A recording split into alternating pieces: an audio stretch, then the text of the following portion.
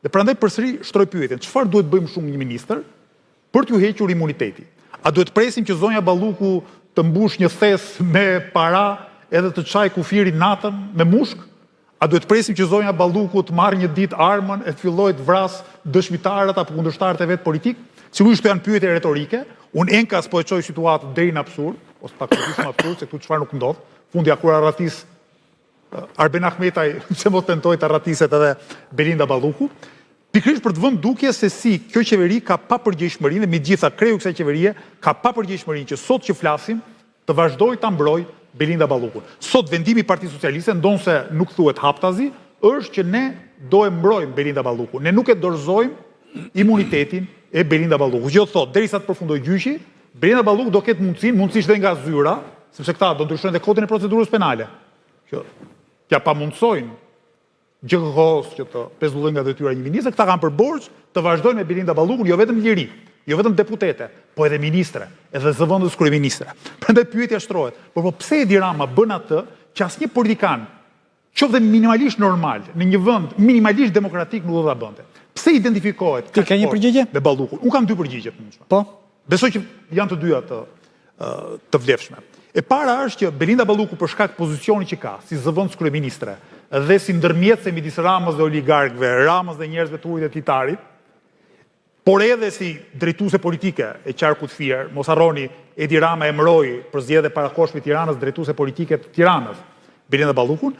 Belinda Ballukun, ndryshe nga shumë të tjerë që kanë përfunduar para burgim, di gjëra për Edi Ramën. Dhe di gjëra, po besoj ka edhe vullnetin që në rast se do t'i rrezikohet vërtet lëkura, ta dekonspiroj Ramën. Është njëra nga hipotezat. Gjëra të tjera dinte edhe Sajmir Tahiri, bile ndoshta mund dinte edhe më shumë se që ministri i Brendshëm. Çështja është sa të provueshme janë ato. Ahmetaj dhe tjera është, mos harroni diçka. Ndryshimet sasiore thuaj dikur çojnë ndryshimet cilësore. Kur ti sheh që ata që janë burgos para teje, po vazhdojnë të qëndrojnë burg, do të thotë që kreu i pushtetit nuk po e mban këtë premtimin e vet në ndeshje, dhe këtu do dalte arsyeja e dytë pse Rama nuk po e dorëzon Ballukun.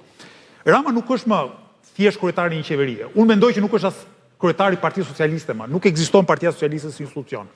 Rama është drejtuesi një organizate informale, që ka pjesë të PS-s brenda, pjesë të qeverisë, pjesë të nëntokës kriminale, pjesë të oligarkisë, dhe në këtë strukturë informale, për të mos thënë kriminale apo mafioze, kreu i kësaj strukture, i ngjashëm me kreun e organizatave mafioze apo me një feudal dikushëm, ka nevojë të tregoj vartëve dhe partnerëve të vet që unë mund t'ju mbroj, që unë nuk ju lëshoj.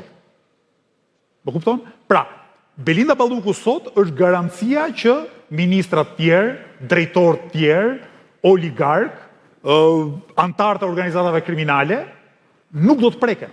Qofse preket Balluku, mesazhi që Rama ju jep gjithë tyre që i mundsojnë të jetë pushtet dhe të bëj plaçk deri më sot është që unë ose nuk dua t'ju mbroj, ose ç'është më e keqja unë nuk mund t'ju mbroj.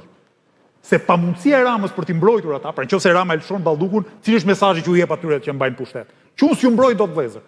Unë nuk ju mbroj dot. Do vit ju marr spaku. Dhe nuk ka gjë më shkatruese për një strukturë të krimbur, të korruptuar, mundësisht dhe kriminale, sesa kur kreu një organizatë e tillë reflekton dobësi. E kupton? Prandaj ky kryeministër në këtë rast do të luftojë mendoj unë për Ballukun deri në fund. Sepse fati i tij, edhe personal, edhe politik, është i varur sot nga Balluku.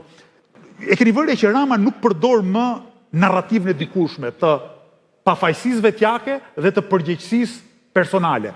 Rama para pak viteve pas kurrizitim, ç'a ndodhi me mollë dhe dardha? Pse mollë dhe zonjat Balluku që kanë ndryshe nga mollët e Ilir Beqaj? Pse? Çfarë ka ndryshuar këto kohë? Ka ndryshuar fakti që po bëhen shumë këta si Balluku, Beqaj, Veliaj, që përfundojnë pas hekurave, dhe ky është një mesazh friksues për gjithë ata, për gjithë infrastrukturën e korruptuar të pushtetit, dhe njëkohësisht pozita që ka ende sot Belinda Balluku si numri 2 i qeverisë është pozita më e lartë e një zyrtari të akuzuar për korrupsion në Shqipëri. Rasti Arben Ahmeti është rasti i një ish zëvendës kryeministri.